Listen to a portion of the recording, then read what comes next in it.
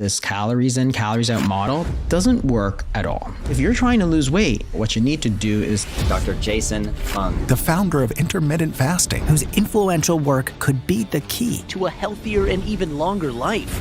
Every continent is seeing this increase in obesity, but we put the blame on the individual. The problem is there's something wrong with the message we're giving people, and I can go over a few examples. First of all, exercise is really good in a number of ways, but in terms of weight loss, it's actually very, very small effect. The whole idea that you need to eat as soon as you get up is just false. We know from twin studies that 70% of your risk of becoming obese is due to genetics, but it doesn't explain why the population became much more obese. And we know that you can't cure obesity by saying eat fewer calories. It's about fixing the hormones that are behind the calories. If you want to lose body fat, you actually need to extend the period of time that you're not eating, so you do some intermittent fasting. There's all this data showing that fasting activates the body. It increases your energy and your concentration. A treatment available to everybody for free, and it will be healthier for us. So I need some advice then. What does your fast look like? What food should I be giving my body, and in what proportions? The first thing you gotta do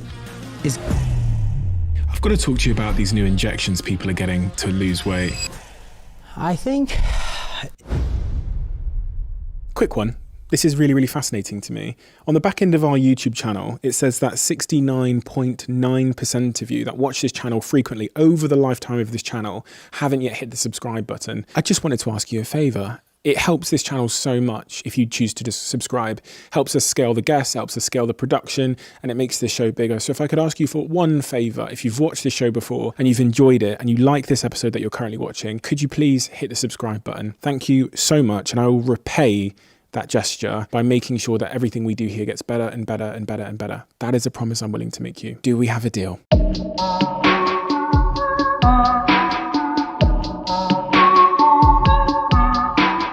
Dr. Jason. Hey, Stephen, how are you? I'm really, really good. This book here, The Obesity Code, Unlocking the Secrets of Weight Loss. Why did you write this book? What was the sort of driving motivation behind committing what must have been a very long part of your life to this subject matter? It was actually a very interesting sort of journey of discovery for me. So I did my training in nephrology, which is kidney disease. So I'm a kidney disease specialist. And I thought about weight loss sort of very conventionally. It's sort of calories in, calories out, just watch what you eat sort of thing. And that's what's taught to all doctors, is that it's extremely unhelpful for people. It doesn't work at all. It doesn't work for patients, and it doesn't work for doctors even, right? So doctors who want to lose weight, they don't use calories in, calories out, because it doesn't really work. And we all know this. Every person has sort of counted their calories, and almost all of them fail to succeed. So the whole point was how to get people to lose weight. And so I started to look into the literature, and I started to read about it and so on. I got very, very interested in it. And again, I started to become very unhappy with the discussion about calories in, calories out, because the whole point was that people had this idea that it was energy balance, right? And there's this sort of energy balance equation, which is calories in minus calories out equals body fat, right? Because body fat is a way to store calories. But that's not a very helpful sort of description of how to approach the problem, right? The problem is not that people didn't realize that they had to eat fewer calories or increase their calorie expenditure. The problem was, why were they eating more calories than they could expend, right? And it's because the body is being told to store energy, right? That's the way it is. That's why you're taking in more calories, or you're storing more calories, is because your body has hormones that tell you to store calories. So there's a hormone called insulin, for example. And if you give people insulin, so inject them with insulin, which is a drug for type 2 diabetes, almost everybody gains weight. So if you give somebody insulin, they gain weight. If I gave you insulin, you would gain weight. It has nothing to do with your willpower, for example. If I gave you insulin, you would gain weight. Why? Because I'm giving your body the instructions to store energy. So you're saying that weight gain and obesity in particular isn't a function of calories in, calories out. It is a function of hormones. It's a function of hormones. And it's sort of, you have to think about it in sort of levels, right? So calories in, calories out is true. So body fat is a storage, is a way to store energy, which is calories, equals calories in, calories out. But that's not the real question. The question is, why are you storing more calories than you're expending? And it's because you're telling your body to do so. So for example, if you take another equal, I'll give you an analogy. Say alcoholism is alcohol in minus alcohol out, right? Same idea. Or if you have a room, it's the number of people, how full it is how many people enter the room or exit the room, right? So same idea, right? It's absolutely true. So alcohol in minus alcohol out. Equals how drunk you are. Equals how drunk you are. So alcoholism. So can you simply cure alcoholism by telling an alcoholic, oh, just drink less alcohol than you expend? It's like, yes, you can say that, and it's absolutely true, but it's not useful in any way because you've never gotten to the deeper understanding of why that person is taking in more alcohol, right? You have to get to that next level and say, it's like going one level deeper. Why? Why are they drinking more alcohol? Well, maybe they're depressed. Maybe they're addicted. Deal with the addiction. That is the way to deal with alcoholism. You can't cure it just by saying drink less alcohol. The same way you can't cure the obesity by saying eat fewer calories, because you're not understanding why the body is storing more energy. With the amount of information we now have, the amount of science we have, one would expect that obesity levels would be coming down.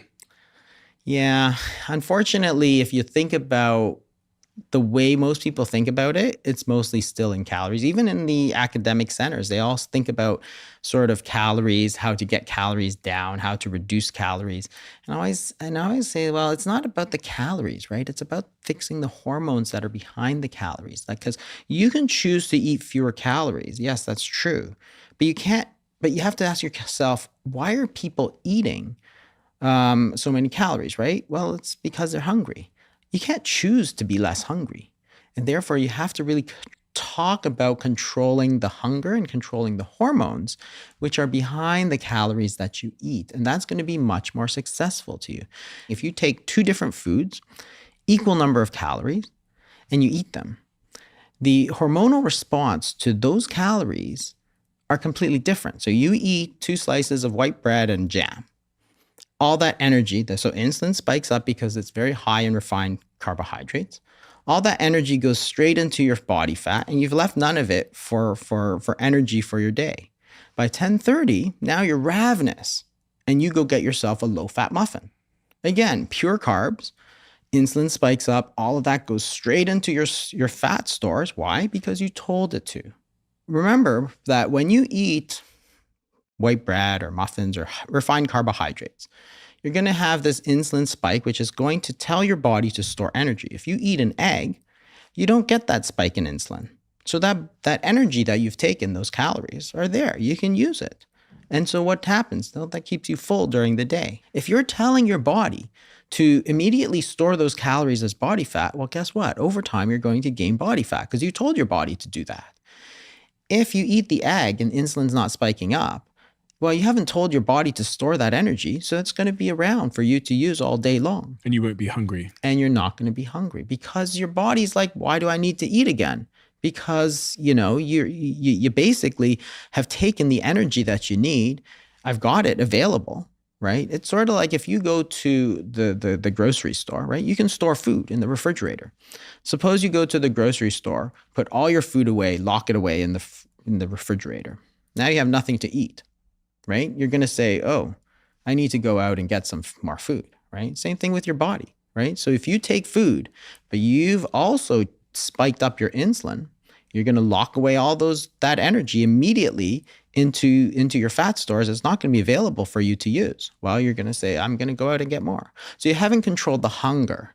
That's going to lead to the caloric intake, which is going to lead to the weight gain. People look at this through an evolutionary lens and say, we just didn't have this much food, so it's the abundance and ease of access to food. It's the fridges that we now have. It's the, we never had fridges in our home. So people point at it and go, well, that's why people are gaining weight. And, we're suffering with obesity at epidemic levels. It's just because there's more supply. And the brain is taking advantage of it, because once upon a time, if we didn't eat that jam and toast, then we would have, maybe not have been able to find food for another 2 weeks or something. Yeah, I don't think that's the whole story, because if you think about it, and people, again, make that assumption that we don't have any control over our body fatness, right? So they say, well, it's available, so you're going to take it, right?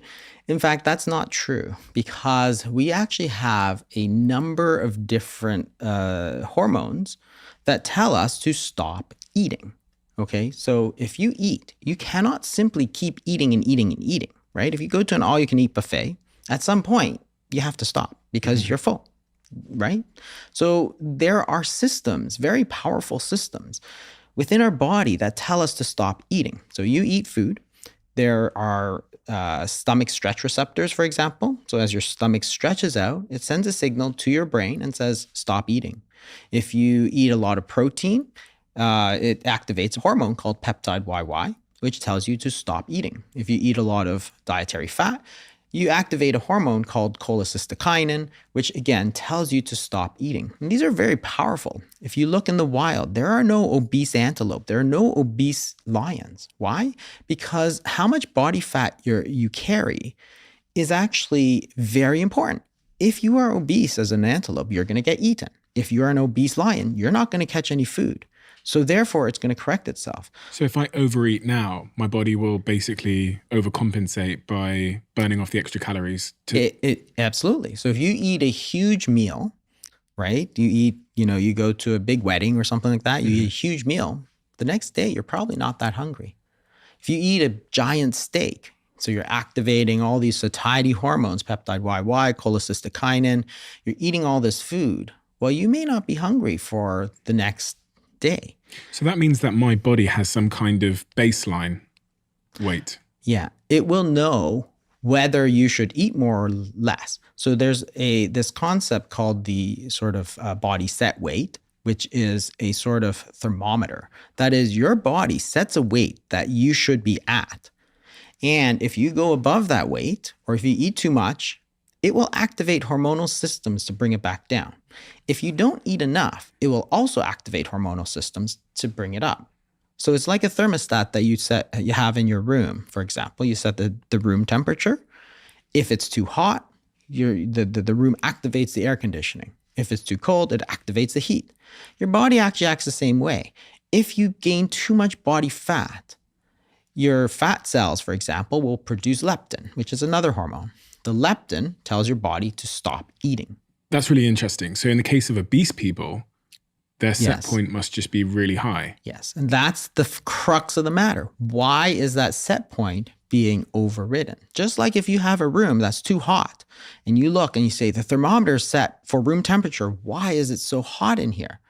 Then you can say, okay, well, what's the problem? And the problem is not, heat in versus heat out, right? That's a very simplistic way. Same thing. If your body has too much body fat, you got to then think about, why are you overcoming the normal compensatory mechanisms that are happening, that are stopping you from eating? A lot of it relates to processing of foods, of course. So if you take out, so remember I talked about stretch receptors in the stomach, right? So you eat natural foods, there's a natural break. It stretches the stomach, you stop eating. Well, what's one way? Pull out all the fiber, process the foods, turn it into, say, a very fine dust. That means it's absorbed extremely quickly into the bloodstream. So that means that you've got pure carbohydrate, basically mainlining it into your IV, like an IV. Your glucose spikes way up, your insulin spikes way up. It's completely unnatural, right? If you eat pure carbohydrate instead of eating it with, proteins and fats, it's going to shoot way high. That's unnatural. And that's going to overcome the tendencies for you to stop eating. So, you've basically overcome that protective mechanism because you've ultra processed the carbohydrates. if you don't eat any protein, if you don't eat any fat, you're not activating peptide YY, which is the satiety hormone. You're not activating cholecystokinin. All of a sudden, you're eating, 500 calories of white bread, but you have zero satiety. Or if you drink a Coca-Cola or a soda, for example, I've always, thought about this. It's like, how can you take 1,000 calories, for example, in one of those giant sodas you get at the ball game or something, and don't feel full at all? Whereas if you took a steak that's 1,000 calories, you'd be like, I'm pretty full. I don't really feel like eating. You drink the soda, you're like, I really feel like eating some chips or popcorn or something. Why? Because it has zero satiety.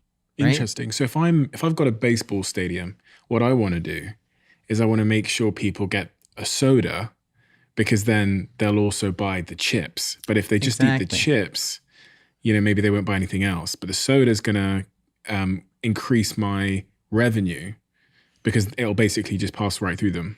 It'll pass right through them. They're going to store all that energy as calories, but they're going to want more because you haven't made them full, right? So the whole point is that you have to think more than about the calories. There's more there than just the calorie story. There's this whole hormonal balance.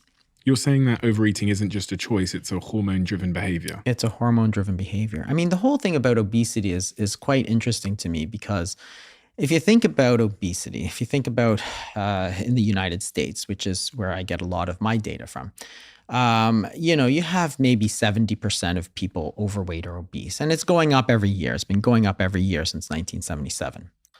And if you think about that, it tells you that the problem is not willpower. The problem is not the people. The problem is the environment that they find themselves in, the food environment that they find themselves in.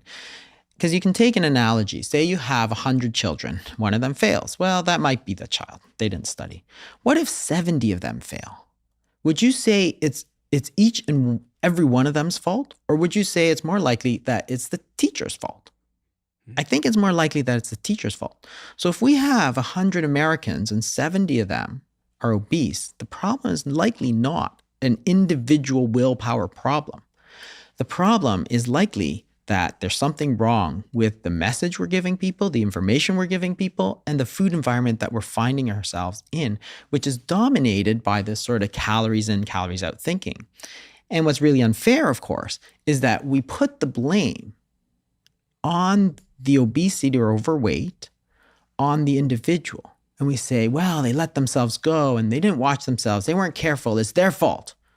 And that's the stigma that comes with this whole calories in, calories out thinking, because we say it's their fault because they could choose what they eat. It's like, yes, they could choose what they eat, but they didn't choose the food environment that is telling them to eat all this ultra-processed food, that is making all this ultra-processed food available to them, that is telling them that all this ultra-processed food is good for you. So leptin is this hormone that essentially brings down my hunger, makes me less hungry. Yeah. Is it therefore possible that people are becoming leptin resistant?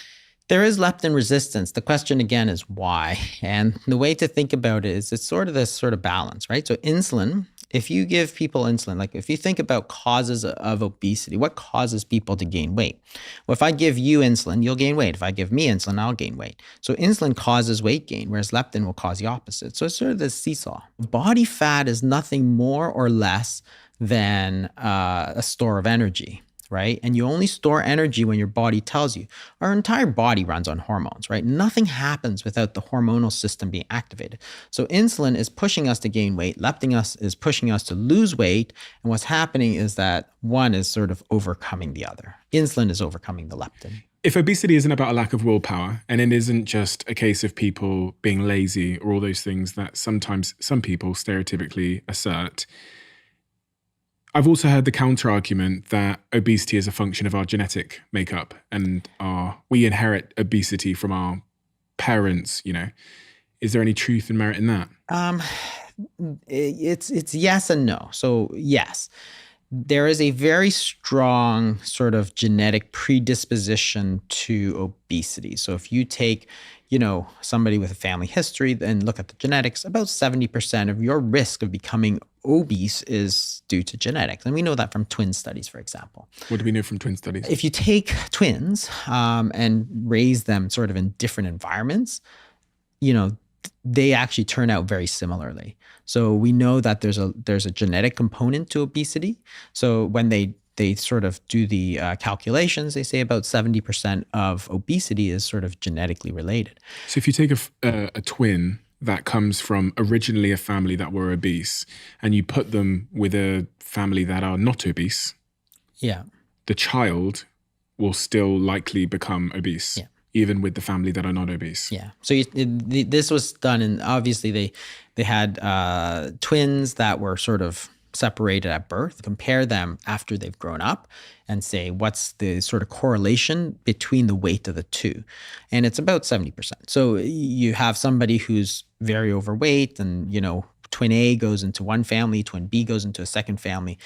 Twin B is going to be more prone to gaining weight, even if they're with a thin family, right? So the environment has some role, but it's the genetics have a very large role too. 70% approximately. About 70% is genetic. So there is. However, the part that's important is that doesn't explain why we have obesity in the last 40 to 50 years, because the genetics of the world population has not changed. So if we're seeing more obesity now, and remember, this is not a USA problem, it's a worldwide problem. We see it in Asia, we see it in Europe, we see it in America, we see it in South America, we see it everywhere. We see it in Africa. So every continent is seeing this increase in obesity. Therefore, it's not due to this recent change within the last 50 years is not due to a change in genetics. So while yes, it's true that there is a strong genetic component, that explains my risk of, say, obesity compared to yours, but doesn't explain how the population of the United States, for example, all of a sudden became much more obese in general. So you're saying this is really about a predisposition, which basically means your genetics make you more or less likely for some reason, which is a genetic reason, to become obese when you make certain lifestyle choices. But that is a predisposition, which means that, and I guess your work asserts that the predisposition relates to your hormones response to the foods that we eat. Yeah. So really, it's really a genetic response to foods, which is based on your hormone response. We all have a certain genetic sort of predisposition to obesity, right? So all of us have a certain risk. Some people, obviously, they eat whatever they want and they don't gain weight. We all know people like that, right? And some people sort of look at a muffin and they gain weight. So you have that genetic predisposition. So that explains the difference between two people, but it doesn't explain the difference within an entire population.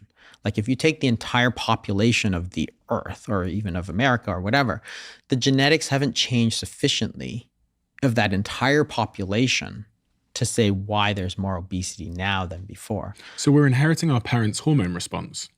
Anyway. Yeah, but we're the hormone response that we have is going to be dependent a lot on genetics, but the food choices we're making are different than our parents. So they're eating different things. If you think back about what your grandmother ate and stuff, it's different than the food environment that we find ourselves in right now. And that food environment is creating this sort of, is sort of increasing the risk over time. That's the sort of what we need to try and figure out, and why we need to have a deeper discussion as opposed to calories, because we've been having this sort of calories discussion for 30, 40 years. It just hasn't been very helpful. You call it a deception. You say in part 2 of your book, you say the calorie deception. Yeah. And you say there are 5 wrong assumptions about obesity and weight loss. The calorie in, calorie out are independent of each other, so won't trigger one another. This interesting point about the basal metabolic rate being stable. Yeah. Is that in essence because people will often say, I have a low metabolism. It's kind of like a word in culture. If someone is obese, often the diagnosis is they have a low metabolism. Yeah. Is there any merit in that? Is that true? Oh, absolutely. The question, so when you think about, body fat, you think about the energy balance equation. Body fat equals calories in minus calories out. This often leads people to say, well, just eat 500 fewer calories and you'll lose a pound of fat per week. It's unquestionably false, because every single study that we've done over the last 50 years shows that if you eat 500 fewer calories, then over time, depending on what foods you're eating, eventually your body will just burn 500 fewer calories. So that's your basal metabolic rate, the number of calories that your body is expending in one day. So we see this in almost every single study. We've known about it for like 80 years at least. You eat fewer calories, your body burns fewer calories. Well, that's going to limit how much weight you're going to lose, right? So this idea that just eat fewer calories will automatically lead to weight loss is completely false, because we know that eating fewer calories leads also to burning fewer calories. So you eat 500 less, your body burns 500 less, and you're not losing any body weight. So I go on a diet, let's say, because I'm trying to lose weight. My metabolism lowers to meet the calorific restriction that I've imposed on myself. Yeah. What then happens when I come off the diet? Does my metabolism stay Generally, yes. low? Yeah. So that's that yo-yo dieting effect. So say you start with 2,000 calories in, 2,000 calories out. You're not gaining weight, you're not losing weight, right? Now you decide, oh, okay, I'm going to go on a diet. So you go down to 1,500 calories, thinking that you're going to burn 2,000 and the body fat's going to provide 500, right? That's how you balance that equation. However, if you eat the wrong foods and you're eating all the time, so you're eating 10 times a day, 8 times a day, like people say you should, you're eating low fats or you're eating tons of carbs, you're spiking your insulin. Insulin prevents you from burning body fat. Okay, so we've known about this for 80 years. So now you eat 1,500 calories, but you're keeping your insulin levels really high. So fewer calories, but lots of high carb foods, eating all the time, insulin stays high. You're taking in 1,500, your body is now burning 2,000, but you can't burn any body fat. So the calories that are stored in your body fat cannot be sort of taken out. It's like it's in the bank and the bank is closed. You can't take it out. So what's going to happen? Well, you don't have a balanced equation. So that cannot happen. So what happens is that in order to balance that equation, because your insulin levels are high, you're eating 1,500 calories coming in, your body can only burn 1,500 calories. Your metabolic rate has just now gone down by 500 calories. And guess what? You're not losing any body fat. So that's an example of how the calories idea is completely wrong. Because if you continue to do that, what's going to happen over time is that you get tired because you're burning fewer calories. You don't have enough energy to generate body heat. So you're cold, you're tired, you're hungry. So you say, okay, I'm going to go to 1,800 calories. So now you're eating 1,800 calories, but you're only burning 1,500 calories. Guess what? You gain weight. And you say, but how can I gain weight? I'm eating less than I did. Yes, you are eating less than the 2,000 calories you used to eat. You're eating 1,800, but you're eating the wrong foods. It's very high insulin foods.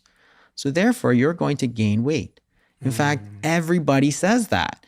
And all the nutritionists, all the doctors, they just don't believe them. They say, you're lying, you're cheating, you're eating more than you think. So this explains something that happened with one of my friends, which always puzzled me. He swears by the calories in, calorie out thing. I've spoken about him a few times. He posts about it online as well. And he actually managed to get a pretty much like 6-pack abs, pretty much. And at the time, it appears that he was eating a lot of Domino's pizzas, a lot of pizzas. And I was thinking, how is this guy eating all these pizzas, but he's using this calories in, calorie out thing? And then when the pizza stopped, there was this yo-yo effect.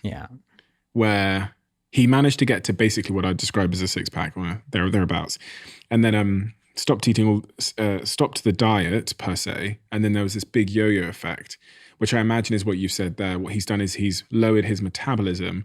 But then when he goes up just a little bit, it all comes back. It all comes back and then some. And then some. Yeah, absolutely. So this form of dieting is actually over the long term probably going to make you gain weight. Oh, it's very detrimental. And that's what yo-yo dieting, we all know it's very detrimental. But think about it differently, right? So let's take a different example with the same calories, which is why I keep saying you have to think about more than the calories. You have to think about what the hormones are, because that's the instructions to your body. Food contains calories, energy, but it contains instructions as to what to do.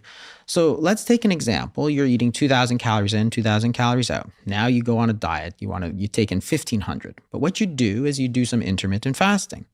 When you fast, insulin is going to fall That's the whole point. Insulin is a hormone that goes up when you eat. It goes down when you don't eat, right? So when you eat, insulin goes up. Your body wants to store energy. When you don't eat, insulin goes down. Your body says, I have no energy. I have no food coming in. Please take it out of storage.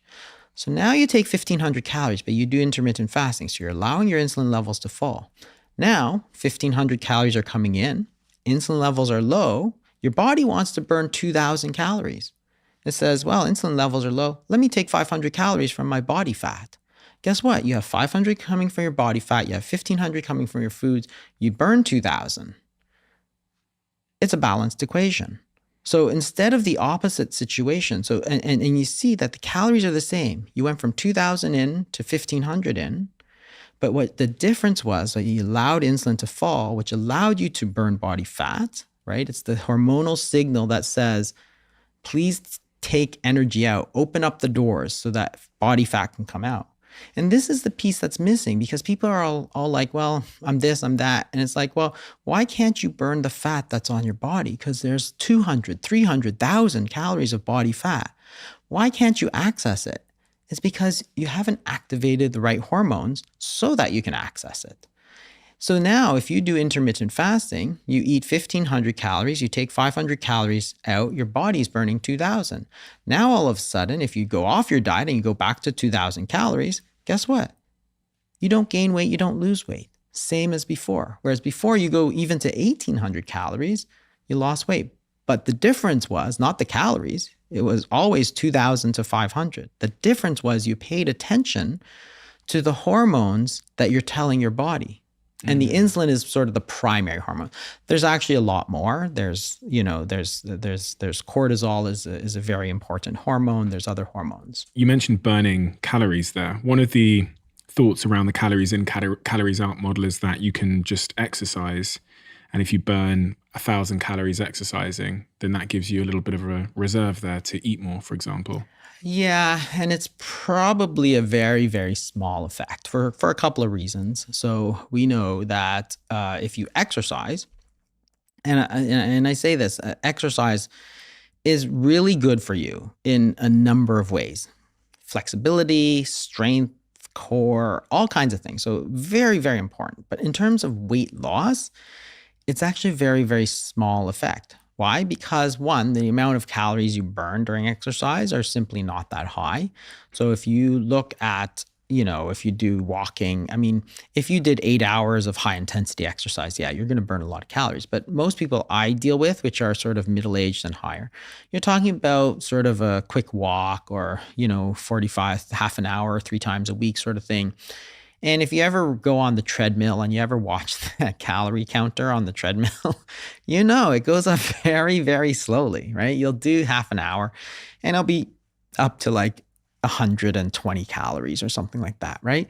So that exercise really didn't burn off very many calories. It's the amount that you'd get in a couple of cookies, for example, right? So it's just numerically, it's just very small. So if if your body is normally using 2,000 calories, with your brain generating body heat, your heart, your lungs, your liver, they're using 2,000 calories, and now you go up to 2,100 calories. Well, percentage-wise, it's not a huge deal, right?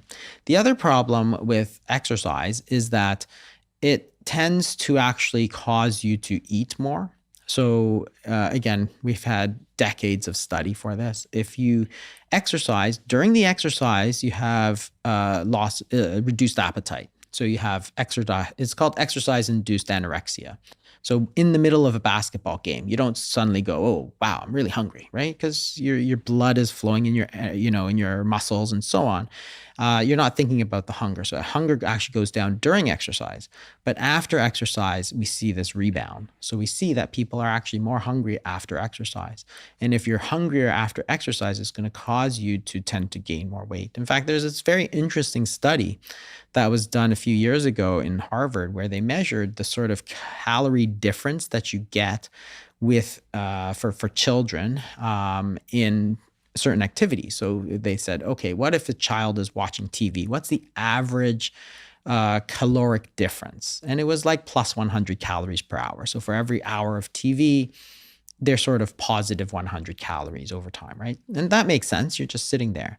When you look at mild exercise, it's about the same. It's about positive 100 calories. So the only way that happens is that if that exercise is causing you to eat more, right? And you say, well, why are you eating more? It's like, well, because you're hungry. Like the exercise is inducing you to eat more. And that's going to make it difficult to lose weight. You say in the book in chapter 4 that 95% of weight loss is diet. Yeah. And that's the reason why exercise is very hard to exercise enough to lose weight. And that's not to say that you shouldn't exercise. You really should exercise. Everybody should exercise. But if you're trying to lose weight, you still got to focus on the main topic, which is the foods that you eat, which is not just the calories. It's about the types of food that you eat, which is going to affect the hormonal balance, and also how often you eat. If you're eating all the time versus if you're only eating very infrequently, then you're going to have a different hormonal balance that is going to affect your weight as well. An American survey of more than 60,000 adults and children revealed that in 1977, most people ate 3 times a day. By 2003, most people were eating 5 to 6 times a day. Yeah. Yeah, this is the whole idea of sort of eating all the time. And this I find fascinating because it was this sort of inadvertent change in our diet that we never talked about, right? So in 1977, we told people eat lots of carbs, okay? So we know that. That's in print. For sure, the American government said eat 55 to 60% carbs, eat less fat. What happened is that, in 1977, people ate breakfast, lunch, and dinner. No snacks. If you wanted an after-school snack, your mom said, no, you're going to ruin your dinner. If you wanted a bedtime snack, your mom would say, no, you should have ate more at dinner, right? No problem. But what happened is that as we started to eat sort of a lot of carbs, what happened is exactly as what we discussed before. You eat 2 slices of bread in the morning with jam. You have no satiety, insulin spikes way up, glucose spikes way up, but then it crashes. Because so you get hungry again. Then you get hungry at 10:30. So you go around looking for a low-fat muffin. And it was because your sugars are going down, your insulin's going down. So now you're eating mid-morning snack. Then you eat a big plate of pasta. Then you get ravenous at like 3 o'clock. So you go find yourself some crackers or something like that, right? And then so now you're having a mid-morning snack, you're having mid-afternoon snack, then you're having a bedtime snack. And that's the average American by 2003 is eating 5, 6 times a day. But they're saying, hey, I'm eating so low fat. This must be the right way to eat. This must be good for me. So now this snacking becomes institutionalized, whereas pre-1977, snacks are an indulgence, right? It's not something good for you. It's something bad for you, but hey, once in a while you indulge. Then it becomes institutionalized as something that every single one of us should be doing. And we should never be without food for more than an hour and a half. Let's think about this very simply, okay?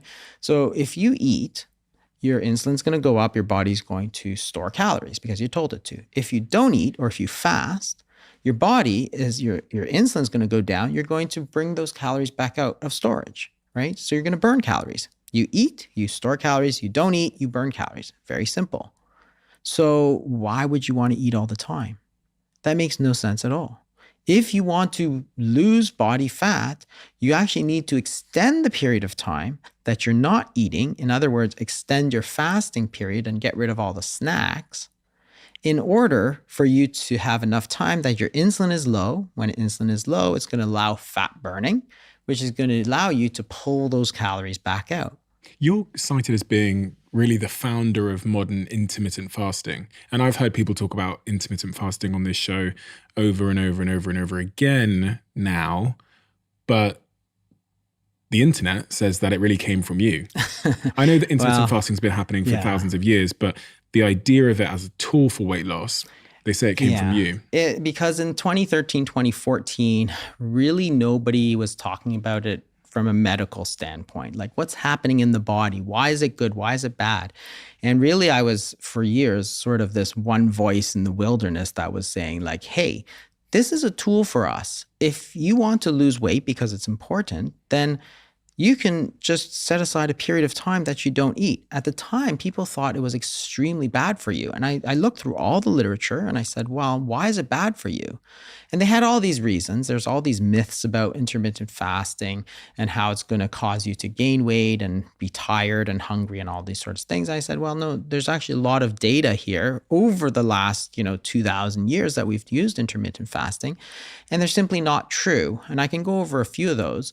But that's why there was nobody talking about it at the time. And that's where I started to sort of bring it into the sort of public consciousness that this is a tool. That's all it is. Were you can use attacked for that at the time? Oh, absolutely. Like I got attacked from all sides. I got, doctors were coming after me, dietitians were coming after me. Everybody thought I was going to do so much harm. And the funny part was that, as I think back, as I spoke to a lot of colleagues would say to me, you know what? I used to do that when I was in training. We did that all the time. We'd go 24 hours without eating because we're in the OR or we're in the ER or we were busy. So we did that constantly and nothing bad happened. And I remember thinking, you know what? As a doctor, I actually tell people to fast all the time. If you have to go for surgery, you need to fast. If you're after surgery, you need to fast. If you do fasting blood work, you need to fast. So why is it that I'm actually telling people to fast all the time, and yet for weight loss, you shouldn't fast? That doesn't make any sense. And physiologically, from a body standpoint, it doesn't make any sense. One of the things people talked about was, it's going to make you eat more later. It's going to make you more hungry. Your basal metabolic rate's going to go down. This was one of the big myths of intermittent fasting. That's going to cause the so-called starvation mode, right? And this is the idea that your basal metabolic rate will fall so low that when you do start to eat, you're going to gain weight again. So I said, well, let's think about this. You can do a study where you take somebody, say you, for example, and you could fast them for 4 days and measure how many calories they're burning, their basal metabolic rate on day 0 before the fast, and measure them 4 days into the fast and see how many calories you're burning. So on day 0, they say you're burning, say, 2,000 calories a day. On day 4 of 0 food, you don't eat any food for 4 days. They measure how much calories you're burning. Your body is burning 2,200 calories. Your basal metabolic rate didn't go down. It went up. Your body's activating itself during fasting, which is fascinating because if you're trying to lose weight, dropping that basal metabolic rate is death. Like if you drop that metabolic rate, it's so hard to lose weight. That's what the calorie restricted diets did. That's what the low fat diets did, the eating all the time did. But when you actually fast, your metabolic rate went up. And we see this in study after study. And the reason is actually basic physiology. It's actually medical physiology, like first year medical school stuff. When you don't eat, what happens in your body from a hormone standpoint is that your insulin's going to fall. You're going to allow your body to start using the calories that are in the body. At the same time, other hormones go up. So the sympathetic tone goes up, which is your fight or flight response. Your cortisol levels go up because, again, it's an activation, and your growth hormone goes up because those hormones are going to start telling your body to start pulling calories out. So you're actually activating yourself. Think about it in the wild. If you see a hungry wolf, is that wolf just sort of, all like lethargic? No, he's activated. He's actually more dangerous than any other wolf, as opposed to, say, a lion who just ate. Because when you just eat, you just want to lie there. You want to digest your food. You have no energy. So people say, wow, your metabolic rate's going to go down if you fast. No, the truth is actually the opposite. It goes up. You've got me thinking about food as an instruction I'm giving my body, because if I eat this food, it's going to have this impact on my hormones, which is going to have this impact on my body. So if we view food as an instruction to the body, we talked a little bit about the timings of eating and a little bit about fasting. I want to get into that a little bit more, but breakfast. I read that you didn't think most people need breakfast. Yeah, the whole idea that you need to eat as soon as you get up is just false. So there's this whole thing about breakfast. Now, you will always break your fast. Think about the actual word, right? Break fast. It's the meal that breaks your fast, which tells you that in the English language, we accept that your body should have a fasting period every day. Why? There's a period of time that you're supposed to feed, you eat, Insulin goes up, you store calories. Then there's supposed to be a period of time that you fast. That's after dinner until the next day's meal, which is breakfast, right? So you say you stop eating at 6 p.m., you eat at 8 a.m. That's a 14-hour period where your body is not eating, it's fasting, and therefore it's going to use calories, right? But the word breakfast tells us that that's actually a normal pattern, this normal cyclical pattern. You feed, then you fast, right? If you eat all the time, your body's just going to store energy and never have a period to burn energy. So, okay, well, what's going to happen? You're going to gain weight. I read as well that breakfast eaters averaged 539 extra calories per day compared to those that skipped breakfast. And that's a finding that's consistent with other trials. That was on page 132 of the Obesity Code. Yeah, so the more often you eat in general, the more calories you take in. So if you eat 3 times a day, or 6 times a day, then, if you eat 3 times a day compared to 2 times a day, for example, you'll in general eat less because it's harder to eat that, big meal. So say you eat once a day versus 3 times a day. If you eat once a day, it's not always easy to eat 3 meals worth of calories all in one sitting because you get full. Do you fast? Oh, I do that regularly, yeah. And what does your fast look like? Because I've heard of all these different types of fasting, 36 hours, 72 hours, 14 hours. Yeah. There's no rules for fasting. You could do, it could be 16 hours. So 14 hours, remember, is sort of a baseline, 12 to 14 hours, right? That just means you're not eating after dinner. That's it. And so if you want to lose weight, that's probably not strong enough to make you lose weight because 12 to 14 hours is sort of just this baseline that people had in the 70s. So you can go to 16 hours, for example, and you shrink that by either eating breakfast a little later or eating dinner a little earlier. But you can do more than that. You can do, say, a 24-hour fast. You could eat 2 meals a day, say eat between 12 and 6. That's a 6-hour eating window. Or you could eat once a day, which is like a 24-hour fast. Or you could even go multiple days without eating. Because again, your body is smart. Your body knows what to do. If you have all those calories sitting on your body, right, 100,000 calories sitting in body fat, and you don't eat for 3 days, well, you need 6,000 calories. Well, you have 100,000, 200,000. So what's the problem? Take it out of your body fat. Let your body eat your body fat. That's what fasting is doing for you. And it's totally natural because that's what it's there for.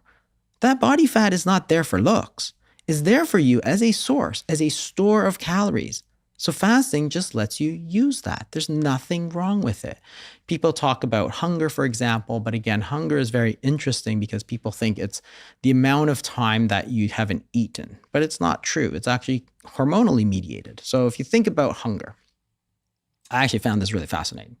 So if you look at studies of when people are the most hungry and the least hungry, on average, people are the most hungry at 8 p.m. and the least hungry at 8 a.m. So in the morning time, you are actually the least hungry that you will be all day. That's just an average. And at 8 p.m. in the evening time, you are the most hungry. So 8 a.m. is the period of time that you've gone the longest without food. So why are you the least hungry? It's because it's hormonally mediated. When you wake up at 5 a.m., your body actually has this surge of hormones, growth hormone, cortisol, and sympathetic tone, which is already getting you prepared for the day. It's starting to release some of the stored glucose from your body fat, from your sugar stores at 5 a.m. So your body has already prepared you for the day ahead without you even doing anything.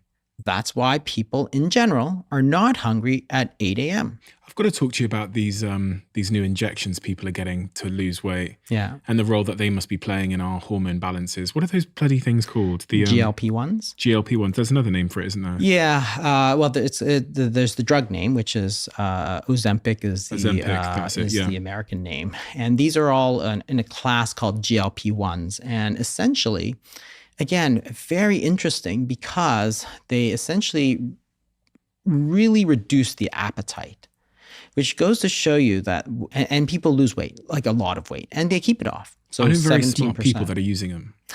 Yeah. A billionaire friend of mine that's very big in a certain industry, uses Ozempic. I know Elon Musk came out and said He he said he uses used it. Yeah, that's right. Ozempic as well. I don't have any problem with the Ozempic because again, if you think about it, what it's telling you, the lesson it's teaching you about weight loss is that it's not about controlling the calories because the Ozempic doesn't burn any calories. It's about controlling your hunger. It's about that one level deeper. Why are you taking so many calories? So if you simply reduce the hunger, you're going to naturally eat fewer calories, which is going to cause weight loss. And that's what this Ozempic does. It really reduces your appetite to very low levels. How? It's this hormone called GLP-1, which is a natural sort of hormone. It's released mostly in the intestines, in the distal intestine and the small intestine. And in response to certain foods, it goes up, right? So when you eat, the body has a homeostatic mechanism. So again, remember, people think that we're just eating machines. We eat until, we explode sort of thing, but that's not true. When you eat, you actually activate the GLP-1 along with other hormones. There's multiple hormonal systems. The GLP-1 is the one we're interested in.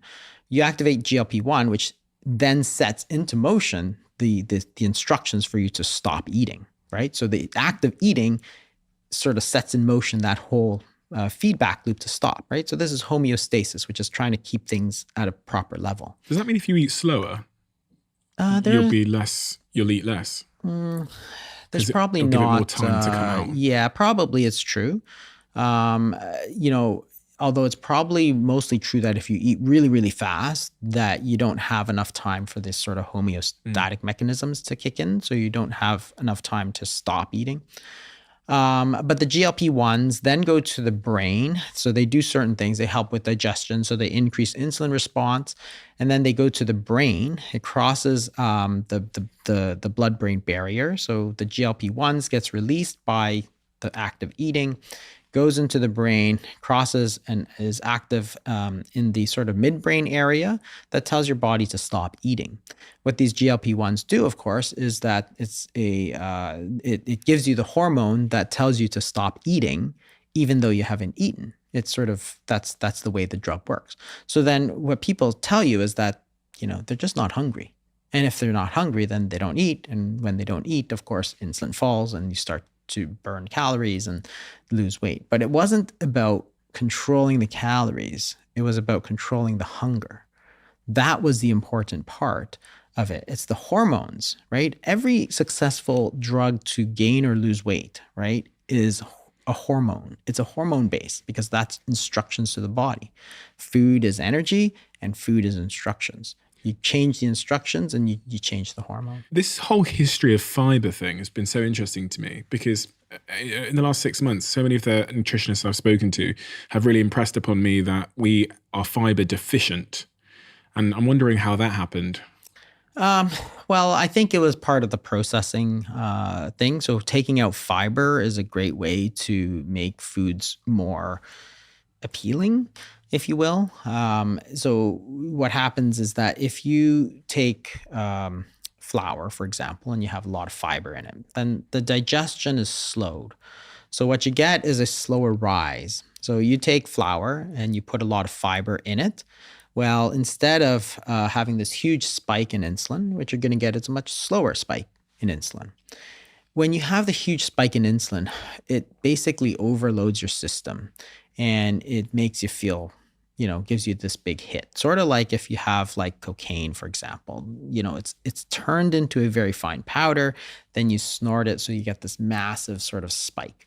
Same thing with, carbohydrates. If you don't have any fiber, you pull all the fiber out by processing, you get this massive sort of unnatural spike and your body says, oh, that's great. It tastes great. I really love it.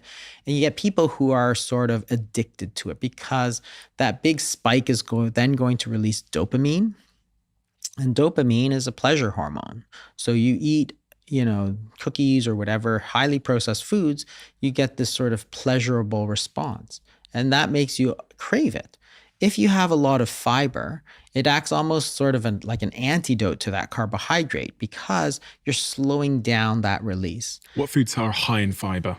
Well, mostly unprocessed foods. So the things like beans, and if you're eating whole grains, for example, compared to others, then it's going to have a reduction in the speed of absorption. So it's again not about the calories necessarily, or even necessarily about the carbohydrates, because you're still eating the same amount of carbohydrate, but you're slowing down the speed at which is absorbed, which is going to change the instructions that you give your body. If you have a massive spike in glucose, you get this massive dopamine surge, right? And your body's like, yo, love it. Right?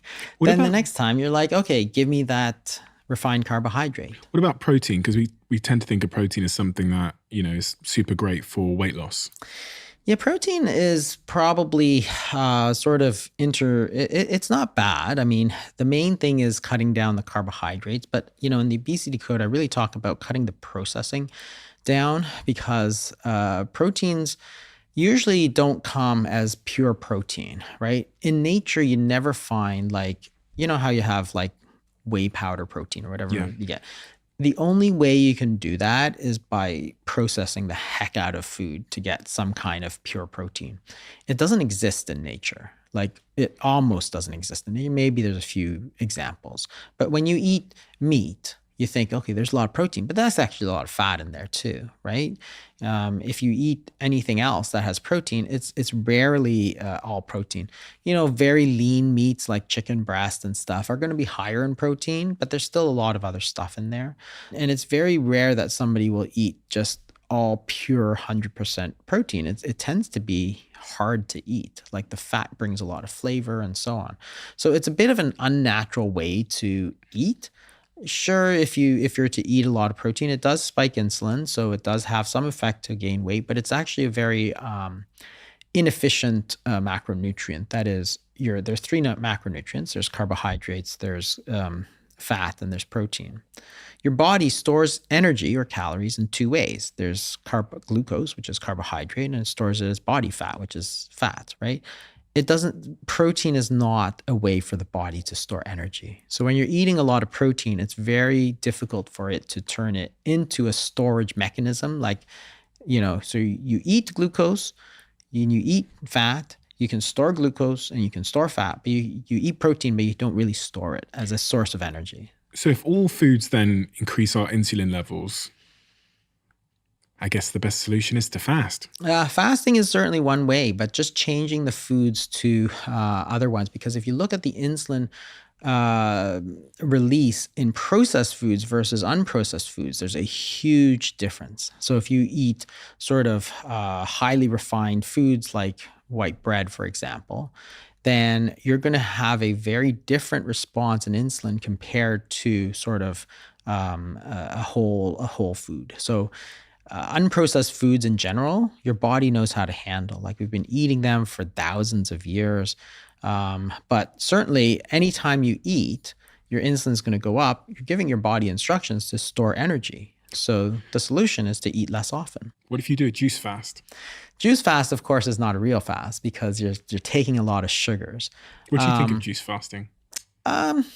I'm generally, I think it's less effective than regular fasting, and it really depends on how much juice you take. If you take a lot of juice, you could easily get, thousands of calories plus a lot of sugar.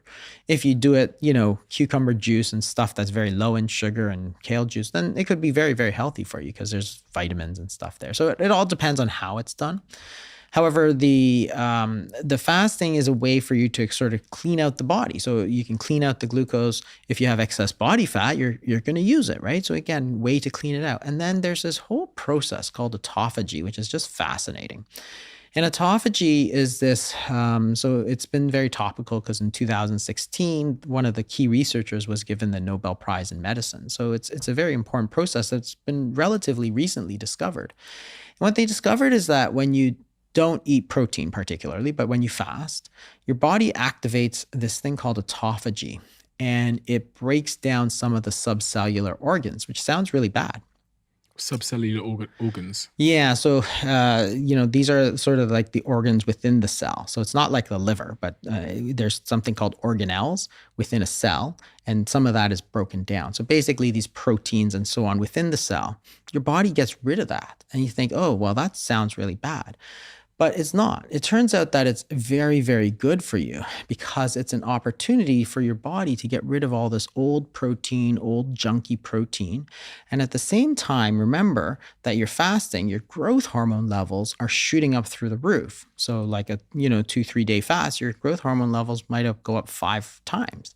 So you're getting rid of all the old stuff. And then when you eat again, you're actually got growth hormone to produce new proteins. So in essence, you're getting rid of the old, you're bringing in the new. It's basically the process of rejuvenation. Could this be a very important way to get rid of some of the chronic illnesses of aging? And there's lots of data, talking about, Alzheimer's disease. There's people talking about cancers. There's people talking about just general aging. Dr. Chris Palmer talking about mental disorders. We're all talking about insulin and overeating and diet as a really important component of not just diabetes and weight, but all of these diseases, mental illnesses, chronic illnesses like Alzheimer's disease, neurologic illnesses. And there's all this data that suggests that autophagy and fasting as a way to activate autophagy could be actually extremely beneficial for you, which is fine when we used to do it. And what's so interesting is that people seem to have already known about it. Like, you see it in almost every major religion. There's periods of fasting, right? And it's like, why did they do that? Because it was good for them. Through trial and error or whatever, they realized that, hey, periodically abstaining from food makes us stronger. If you eat all the time, constantly, day in, day out, week in, week out, month in, month out, that's not that good for you. There are periods that you should feast, and there are periods you should fast. So religion set days or weeks or months even where you should fast. So it's like, whoa, why did they do that? And are they just way ahead of us in terms of understanding the human body? Like, we get so, enamored of our own, intelligence and science and so on that we think they're that they didn't know what they're talking about. Maybe they knew more about what they're talking about, and science is just catching up and saying, oh, this process of autophagy that you activate with fasting, this could be really important for longevity, for other things. I'm not saying you should do it like every month or whatever. If you look at the way that people do it, they don't do it like, they don't do like 5 days a month or something. They do it once a year or once every few months. How long does autophagy take to kick in? Is it 72 hours, did you say? Nobody knows, but probably it depends on probably how much protein you eat. Protein is the key. Sort of when you eat protein, autophagy just stops. So low protein, you can activate it, and it's probably somewhere around 20 to 30 hours. So you'll see a lot of religions, for example, they'll have like a 24-hour fast, right? One day that you're not supposed to eat or something like that. And maybe that's the way to cleanse your body, not just of the glucose and the fat, but also the excess proteins that are old, they're junky. I mean, you think about renovating your bathroom or something like that, right? The first thing you got to do, you got to throw out the 1970s tub and the avocado green toilet. That's the first thing you got to do. You got to get rid of it. You got to break down before you can rebuild better. Well, autophagy might be that way to break down some of the stuff that you actually can't break down any other way. If your body's full of all this junky protein, you can't get rid of it. Is there an evolutionary explanation for the role of autophagy, do you think? I think there is, actually. I think there's a huge number of reasons why people do it. One of it, this whole idea that fasting actually activates the body, for example, is very interesting, because I think it's like if you're a caveman, for example, or a cavewoman, and it's winter and there's nothing to eat. If your body starts to shut down, then evolutionarily, you're going to die, right? Because you have less energy, you can't go out and hunt. So our body's just not that stupid. So what it does is says, okay, well, I'm going to give you more energy. So I'm going to activate the body, but then I'm going to change where you're getting your energy from. You're not going to get the energy from the food. You're going to get it from your body fat stores, which is your stored food, right? You stored food for a reason. So that's why I think some of the fasting has a lot of evolutionary benefits, because it increases your energy. It lowers the glucose. So if you look at the blood glucose goes down. So in times of stress and so on, your body actually naturally fasts. If you get sick, you get a flu or something, you stop eating. First thing you do, right? You just want to drink some water and stuff. Why? Because your body wants to lock down the glucose, because the bacteria love glucose. Your body can run on fat, but the bacteria want the glucose. So you fast to lock down the glucose. So there's a lot of evolutionary reasons why the fasting might be good for, bacterial infections, taking care of things, increasing your energy, increasing your concentration at a time that you're not, like when you're not eating, you're actually getting more mental capacity and more energy because you need it in order to go hunt. Interesting. As you'll know if you've listened to this podcast before, I'm an investor in a company called Huel. I'm on their board and they sponsor this podcast. And I have a very exciting announcement to make. This product called Daily Greens is one of the most highly requested products at Huel, but it's never been sold in the UK before. Until now. It's often difficult to get all of the greens into our diet that we need to have a healthy gut microbiome and a healthy body. And with Huel's Daily Greens product, with one scoop every morning, a very, very delicious scoop, you can get 91 vitamins, minerals, and whole food sourced nutrients into your diet. The most important point here is I genuinely believe it tastes delicious. It's maybe my favorite Huel product ever for all the reasons I've described. So if you want access to this product, the link is in the description below. It launches in the UK in January. Because of the demand, I'm pretty sure it's going to sell out. What is the most interesting thing, or the most, you use the word interesting a lot, or fascinating? What is the most fascinating thing that we haven't talked about? I think, to me, the most fascinating thing is, other than for intermittent fasting, because a lot of the stuff we thought about it was wrong. In fact, the opposite. But the most interesting thing, I think, is in the field of type 2 diabetes, because it's such an important disease. If you look at the number of people being affected with type 2 diabetes, it's skyrocketing. So we had, since the 1970s, an increase in obesity. Then we had an increase in type 2 diabetes. And I think the most fascinating thing, the most promising thing I've heard in a long time is that you can actually start to reverse this disease by changing the diet. And I think what's interesting is that you have to understand that type 2 diabetes is largely a dietary disease. And so we treated it with drugs for a long time. And if you give drugs to a dietary disease, well, you're never going to fix it because you haven't identified the core problem and fixed it. You need to change the diet to fix that dietary problem, then the disease goes away. And now we have data on intermittent fasting, for example, and also low carbohydrate diets. Dr. David Unwin published his data in the UK on reversing type 2 diabetes with reducing carbohydrates, which is showing that you can reduce about 50% of the people and put them into a completely drug-free remission state. Like basically cure 50% of those type 2 diabetics who are at risk of cancer, at risk of heart disease, at risk of strokes, at risk of blindness, at risk of kidney disease, nerve damage, infections. All these people you can fix just by changing their diet, either cutting down their carbohydrates or using intermittent fasting. And it's free and anybody can do it. I'm not talking about a drug that costs thousands of dollars. I'm not talking about a surgery which is only available to the 1%.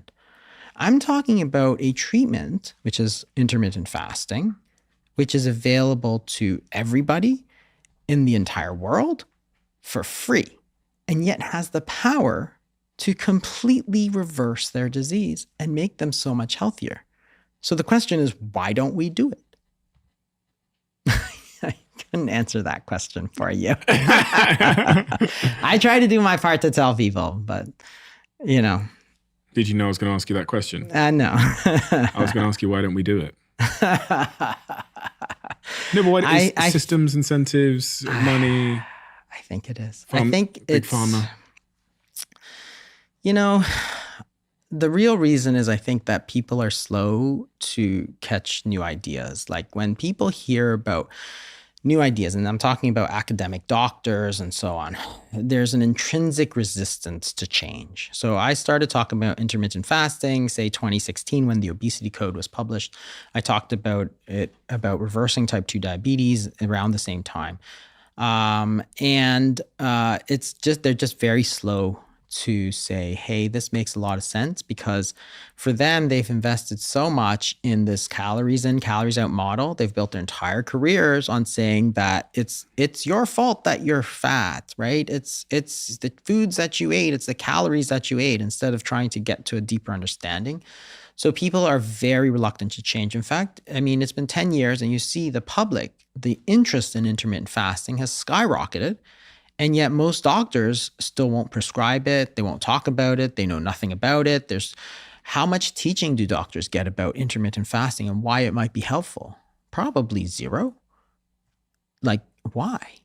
We have this amazing tool. And people, doctors call it a fad, right? It's a fad diet. Well, it's been around for 2,000 plus years. That's a long, long, long fad, right?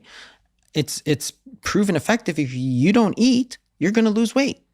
What's simpler than that? If you don't eat, you're going to use up your blood glucose. Your diabetes will get better. What's wrong with that? It's not hard to understand. The diabetes code, I've got the diabetes journal here in front of me. And put simply, it talks about step 1 being to put less sugar in, and step 2 being burn the sugar off. Yeah. And step 1, which relates to putting more sugar in, is all about low carbohydrate diets, right? Cutting down the carbohydrates. That's one effective way of cutting down the type 2 diabetes. In fact, the American Diabetes Association, in their sort of nutritional journals, they talk about it having the most scientific evidence of any diet. There's no diet with more evidence for reversing type 2 diabetes than cutting down the carbohydrates. And then step 2 about burning the sugar off, and that's where fasting comes into the picture. Yeah. I mean, if you think about it, it's not that hard to understand. Everybody can understand it. You don't eat, you're going to lose weight, right? I mean, it's such a simple, powerful tool, but it threatens the whole apple cart. All these doctors, all these professors, which have built their entire reputations, all these systems that are in place Personal for people. trainers. Yeah, personal trainers work on a different level because they talk about more exercise. And calories in, calories out. I think when we talk about calories on this show, sometimes I think the people that get quite offended tend to be personal trainers, because I think they would say they've got case studies of telling one of their clients to monitor their calories, and they saw a reduction in weight. So for them, that means it works. This calories in, calories out model. It is that, but it's a simplistic understanding. That's my whole point. It's sort of like if I were to say to you, why did the Titanic crash, right? And most people would say, well, it hit an iceberg. Well, that's very simplistic. That's not the right answer. The right answer is it was going too fast, right? If you think the right answer to why did the Titanic crash is because it hit an iceberg, you'd say the solution is to hit less icebergs, which is the same as eat less calories or drink less alcohol. That's a very superficial understanding. You have to get to the deeper level, which is say, why did the Titanic hit that iceberg? It was going too fast, and there was all these icebergs, and it was going too fast for where it was. So then you say, it needs to slow down. Now you've identified that deeper understanding. Same as with calories. You can say, eat less calories, and for some people it'll work. But for some people, it's like, why are you eating so many calories? Is it because you're hungry? Why are you hungry? Is it because all those calories that you're eating are going immediately into storage? You're eating white bread and jam and sugar, and all of it's going directly into storage, which is leaving you hungry, which is making you eat too many calories. So in the end, yes, you are eating more calories, but that's the sort of first order thinking and not the second order thinking that we need to be doing. And that's what the Ozempic and so on starts to address, is the hunger issue. And this is really what all your work addresses. And it's really the first time I've heard someone talk to me about obesity and weight gain through the lens of hormones. I've never heard that before. And reading through your work was really illuminating because it allowed me to change my frame. And it's, as you say, when we're just focusing on the surface, it's very easy to fail because we need to understand the first principles of what's going on underneath the surface for that long-term success to stand a chance of occurring. And I think everyone listening to this who's struggled with weight or obesity or whatever else can relate to this idea that something's not working in, if there was any diet that worked, there wouldn't be 1,000 of them. Yeah. Right? And I think the other thing is to understand that it's not the personal failing that we make it out to be, which is, I think, extremely unfair, because obviously there's something within the system, within the food environment, within the system of how we're framing it, which is making a lot of people overweight. But it's not because they don't have willpower or because they're weak or these other number of reasons that we stigmatize obesity, because we look at it from that calories in, calories out framework, right? We say you're eating too many calories, you must be weak, as opposed to you're eating too many calories. Why is it that you're eating too many calories? Why are you hungry all the time? In a word, then, if you had to describe what you think about this idea of calories in, calories out, what is that word? I would say that it's shallow. It's correct if you don't think about it too hard. Anybody who focuses in on thermodynamics and calories hasn't really thought about the problem enough. That's what I think. So in the end, it is correct. Just like alcohol in, alcohol out, hitting the iceberg. Yes, it did hit an iceberg. That's why, but it was going too fast, right? Or alcohol in, yes, if you drink less alcohol, you'll cure your alcoholism, but you won't cure the PTSD that caused you to drink. Correct, but not helpful. Exactly. That's exactly right. It is correct, but it's sort of not getting to that root, deeper cause that we need to in order to help people. And that's causing us to blame them. So what we're doing, which I think is very unfair, is blaming the victim. Like, do you think this person who's trying to lose 50 pounds needs you to tell them they need to lose 50 pounds? Absolutely not. That's only going to be the 10,000th time they've heard it. It's interesting because one of our guests talked about the role of compassion and kindness in weight loss.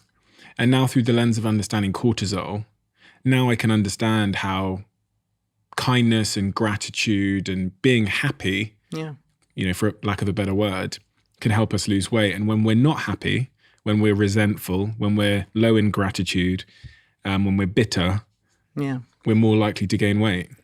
And other things help too, because if you think about things like a sense of community, it's very important. Lowers cortisol levels. Lowers cortisol is a way for you to relieve stress, right? Talking to other people. We did, of course, limit that during COVID. And of course, we saw a lot of problems, but one of them was loneliness and all these sort of things.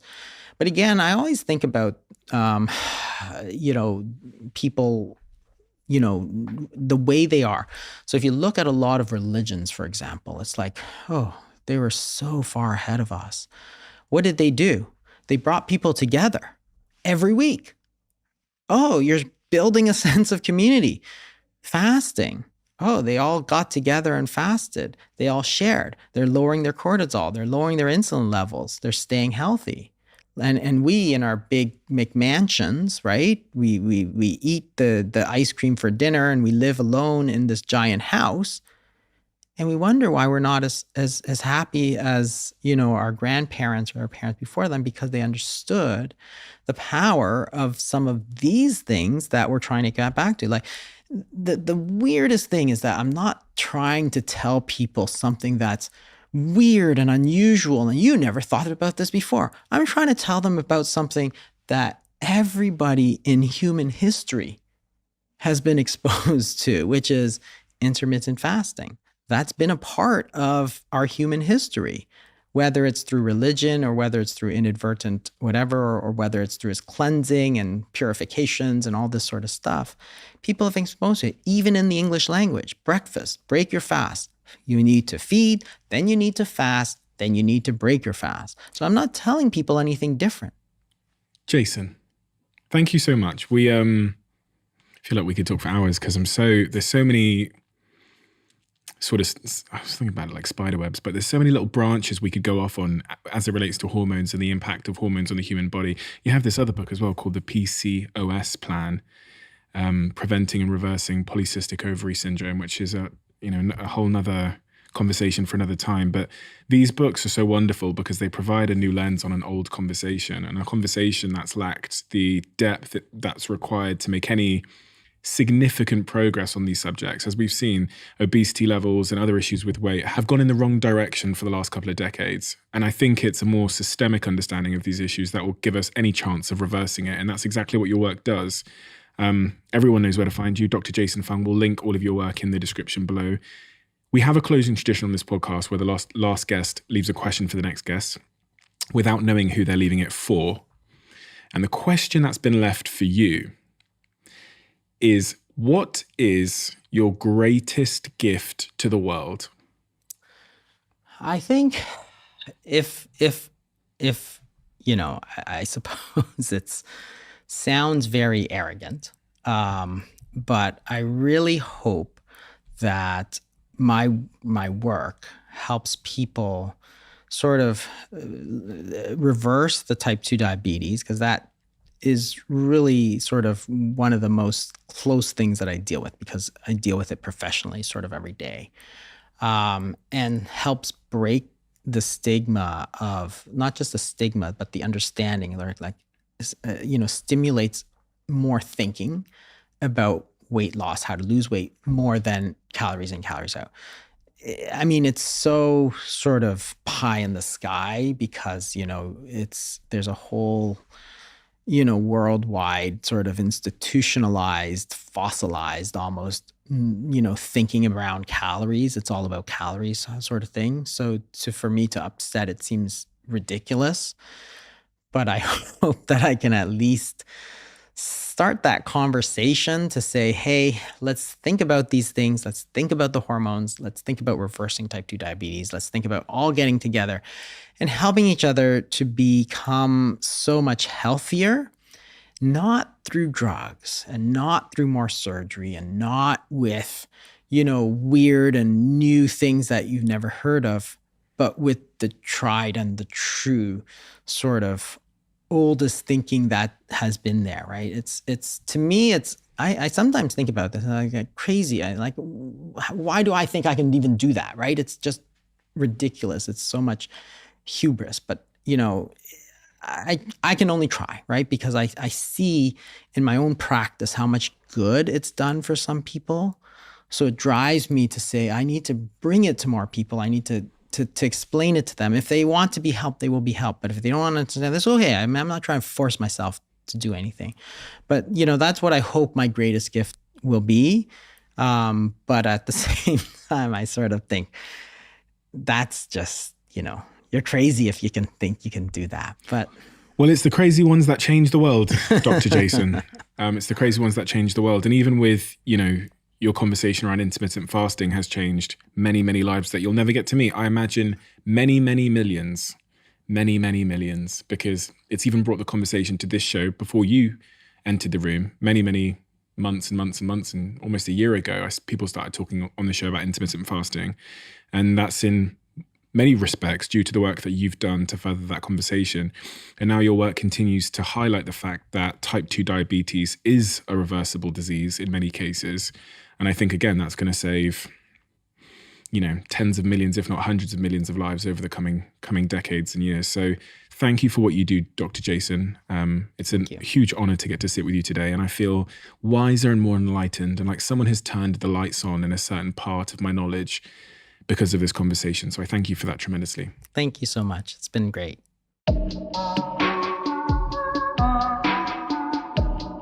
Quick one. We are working with an exciting new sponsor on this podcast. Shopify. I'm sure you guys have heard of Shopify if you haven't been living under a rock. But for those that don't know, Shopify is a commerce platform revolutionizing millions of businesses worldwide.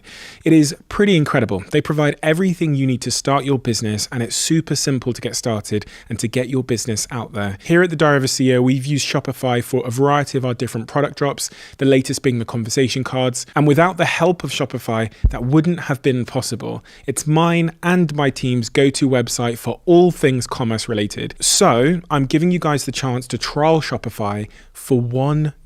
That's right, $1. Sign up for a $1 trial for a month by searching shopify.com/Bartlett. All lowercase, keep it to yourself, and let me know how you get on. Do you need a podcast to listen to next? We've discovered that people who liked this episode also tend to absolutely love another recent episode we've done. So I've linked that episode in the description below. I know you'll enjoy it.